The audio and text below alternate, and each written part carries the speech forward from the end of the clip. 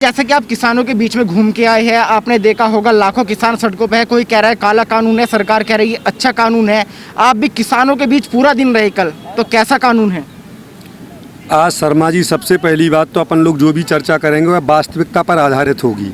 जब से किसान आंदोलन शुरू हुआ है, हमने लगभग 1000 वीडियो अलग अलग चैनलों पर देखे हैं। सब हवाई फायर है। कोई APMCA के बारे में बताता है, कोई आपकी MSP के बारे में बताता है, कोई कॉन्ट्रैक्ट फार्मिंग के बारे में बताता है। इन सब की कोई आवश्यकता नहीं है। ये सब किताबों वाली बातें हैं, वहाँ पर कुछ और ही होने जा रहा है।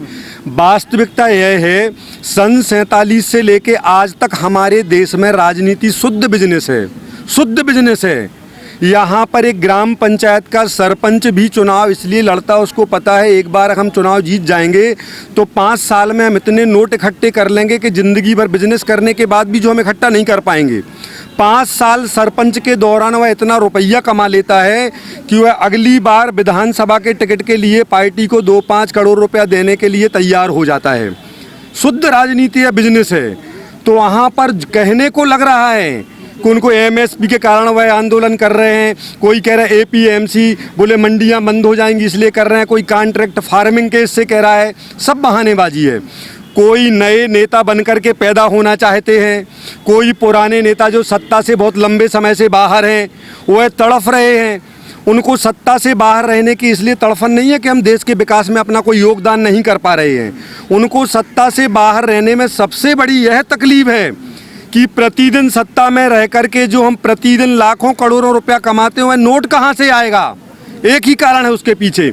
तो वहाँ पर कुछ ऐसे लोग इकट्ठे होकर के उन किसानों के कंधों के ऊपर बंदूक रख करके, वास्तविकता यह है 95% किसान निर्दोष निष्कलंक भोले भाले, उनको कुछ पता नहीं है। उनको जैसा बता दिया जाता है वैसा मान लेते हैं कि भैया यहाँ बैठो, हम तुम्हारे हित में बैठे हैं। ना वहाँ पर किसी बैठने वाले को APMC से मतलब है, ना किसी को कॉन्ट्रैक्ट फार्मिंग से मतलब है, ना किसी को MSP से मतलब है, ना किसी को किसानों की आमदनी से मतलब है।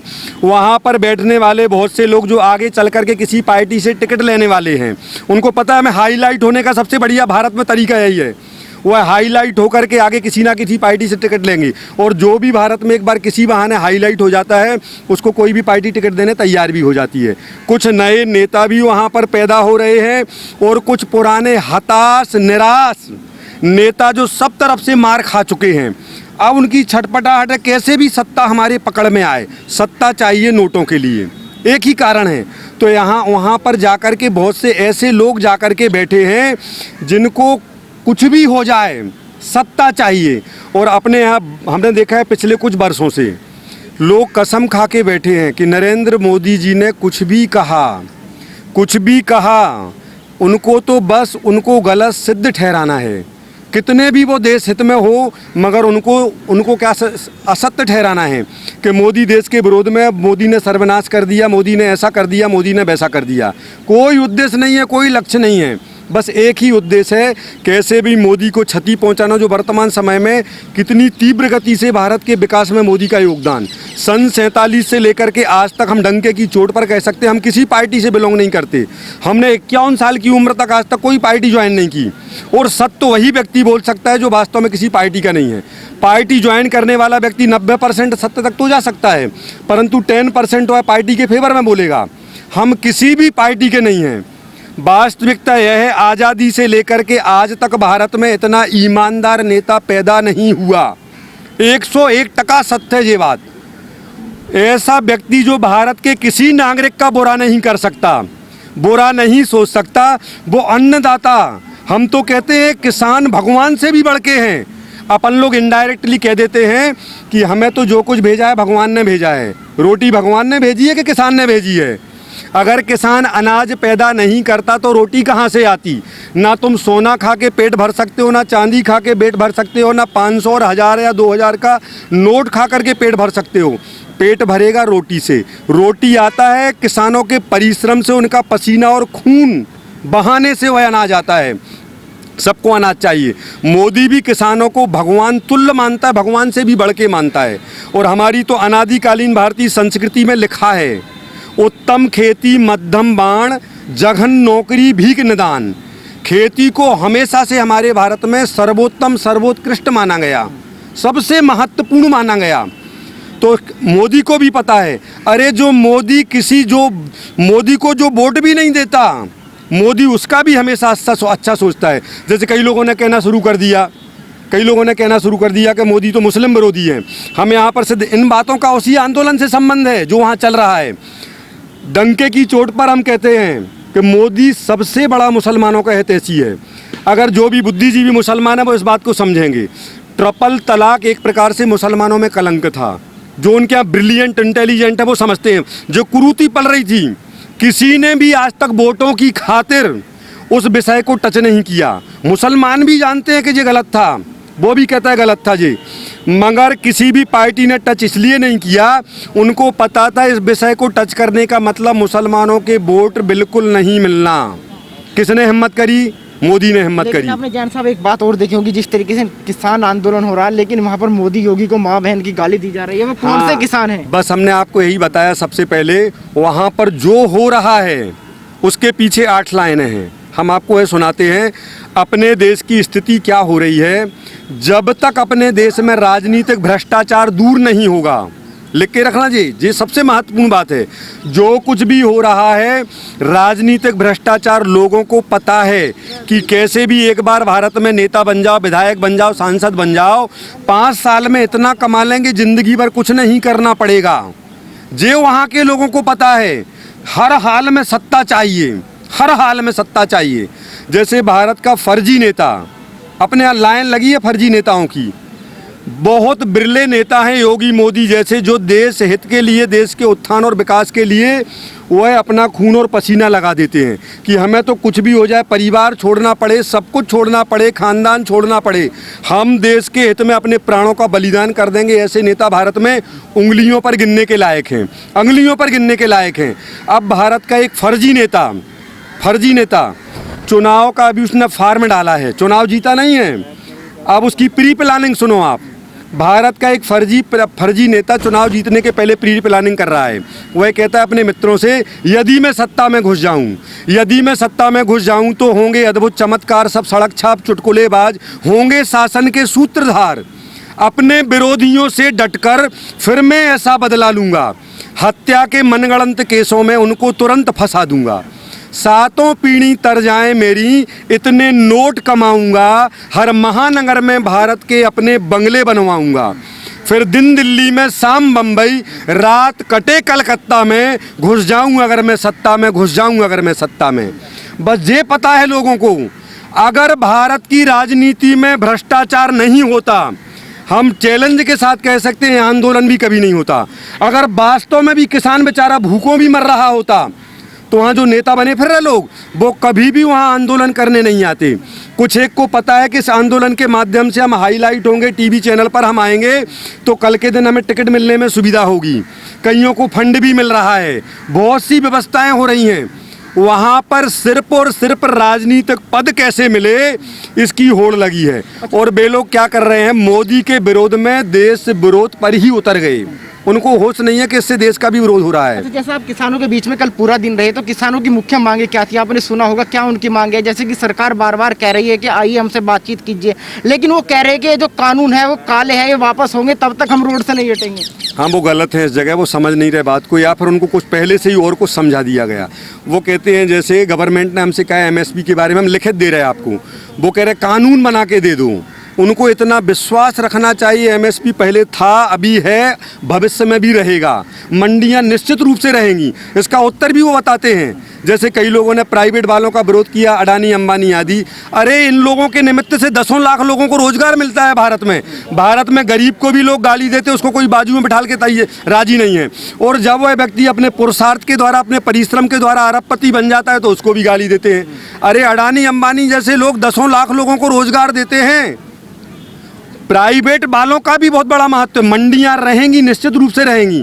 अब कंपटीशन होगा, अगर मंडी में उसकी कोई चीज़ 900 में खरीदी जा रही है और दूसरा प्राइवेट वाला कोई कहता हम 1200 में लेंगे, तो हम आपसे पूछते हैं 300 रुपये ज़्यादा में देगा कि मंडी में 900 में देगा? मंडी भी रहेंगी और प्राइवेट वाले भी अपना काम कर रहे हैं, उसमें कहाँ विरोधाभास है। गवर्नमेंट ने इसका उत्तर भी दिया, उन्होंने कहा दूध डेयरी आदि, दूसरा हम नाम नहीं ले रहे क्योंकि वो हम नाम लेना अच्छा नहीं मानते, दूध डेयरी आदि कई चीज़ों में भी व्यवस्था प्राइवेट वाली है, वहाँ पर भी कॉन्ट्रैक्ट फार्मिंग चालू है बहुत लंबे समय से, बहुत सक्सेस है। गवर्नमेंट की मंडी वाला काम भी चल रहा है, प्राइवेट वाला भी काम चल रहा है, कहीं से कहीं तक कोई हानि नहीं है। वो सिर्फ कारण क्या है, कई लोग चाहते हैं आंदोलन थोड़ा 2-4 महीने और लंबा खिंचे, उनको पता है जो कनाडा आदि से बहुत कुछ आ रहा है, अगर आज आंदोलन बंद हो जाएगा तो जो लाखों रुपया दिन की इनकम हो रही है वो कहाँ से आएगा। 2-4 महीने और खिंचेगा तो 2-2 लाख रुपया दिन की और इनकम बढ़ेगी। उद्देश्य कुछ और है, ना APMC से मतलब है, ना MSP से मतलब है, और ना कॉन्ट्रैक्ट फार्मिंग से मतलब है। और वास्तविकता तो वह है उन 95 भोले भाले किसानों से भी इनको कोई मतलब नहीं है, अपनी राजनीति को चमकाना, बस इस उद्देश्य से वहाँ पर जा कर के बैठे हैं।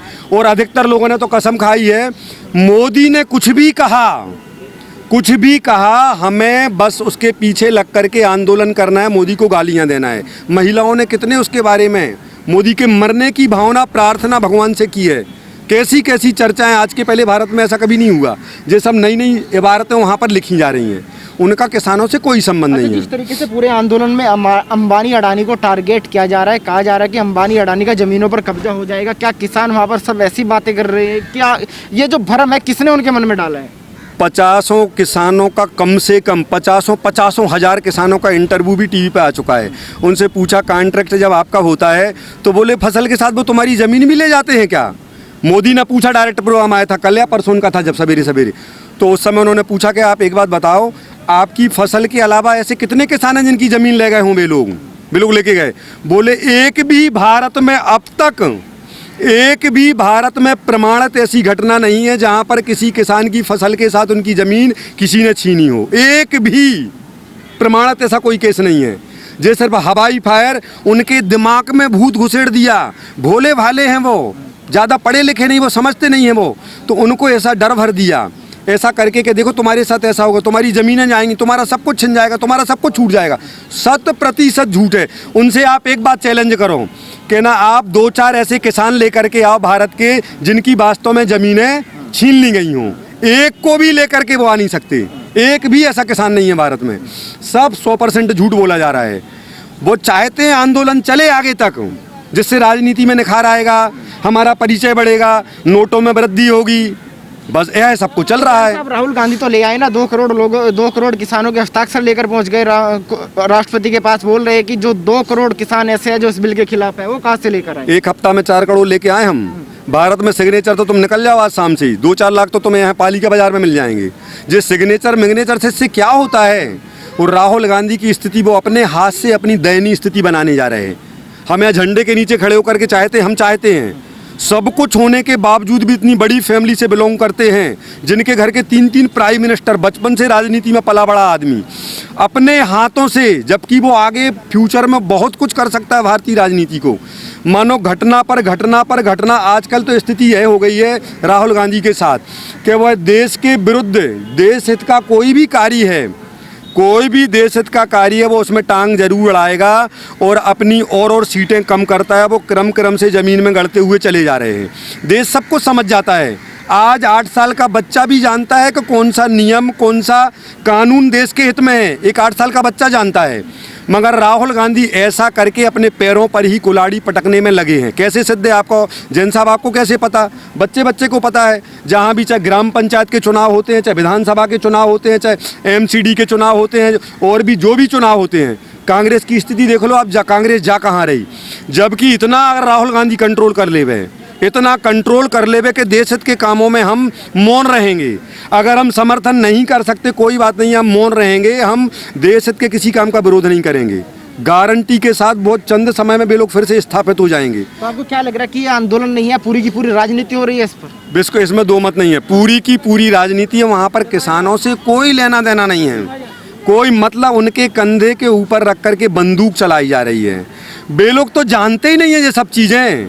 अधिकतर किसानों ने आके बताया सिंघू बॉर्डर और गाजीपुर बॉर्डर से भी ज़्यादा किसान एक दिन को यहाँ पर रामलीला मैदान गाजियाबाद में बैठे थे। पता आपको, एक दिन के लिए बैठे थे बिल्कुल, यहाँ से भी ज़्यादा संख्या में थे वो समर्थन वाले थे। उनमें से एक तरफ से सबने कहा था कि जो भी ये कानून बने हैं ये सबके सब हम किसानों के हित में हैं। बोले पहले 2-4% खरबपति किसानों को, किसको, जिनके पास खरबों की संपत्ति, उन किसानों को फ़ायदा था। मगर अब जो कानून बने हैं, एक बिल्कुल हजारपति किसान जिसके पास कुछ भी नहीं है, जो सवेरे करता है शाम को रोटी की व्यवस्था करता है, शाम को करता है तो सवेरे की रोटी उसको मिलती है, वह किसान, ऐसे 95% से ज़्यादा किसान कह रहे खुले दिल से कि यह सबके सब कानून मोदी जी ने हम किसानों के हित में बनाए। और किसानों के हित का मतलब राष्ट्र हित में बनाए। हर चीज़ का हित इनडायरेक्टली और डायरेक्टली किससे जुड़ा है, राष्ट्र के हित से। आप पहले कांग्रेस इस बिल के साथ थी, केजरीवाल बिल के साथ थे, लेकिन अचानक यू टर्न मार लेते हैं। हाँ, बस इनकी विशेषता है। जब इतना ज़्यादा इनको बुरा लग रहा है तो APMC तुम्हारे केरल में चालू करा दो ना मंडी। पता आपको केरल में मंडियाँ नहीं है, कृषि उपज मंडी जो होती है APMC, वहाँ मंडी व्यवस्था केरल में नहीं है। वहाँ पर 100% बहुत लंबे समय से कांग्रेस का राज चल रहा है, तो वहाँ पर करा दो, फिर राहुल गांधी से खबर भिजवा दो, वहाँ मंडियाँ शुरू कर दो आप।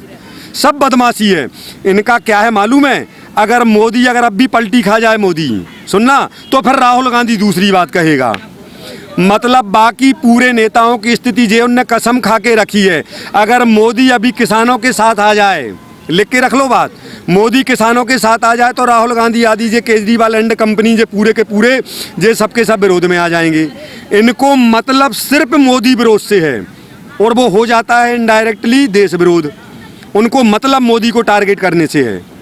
मगर हो क्या रहा है, मोदी की वैल्यू, मोदी का महत्व, मोदी की राजनीति, उसका सब क्रमिक रूप से चमकता हुआ चला जा रहा है सत्य के कारण। और यह लोग निश्चित रूप से ऐसा करके खुद को क्षति पहुंचाने में लगे हैं। बहुत नुकसान हो रहा है इन लोगों को।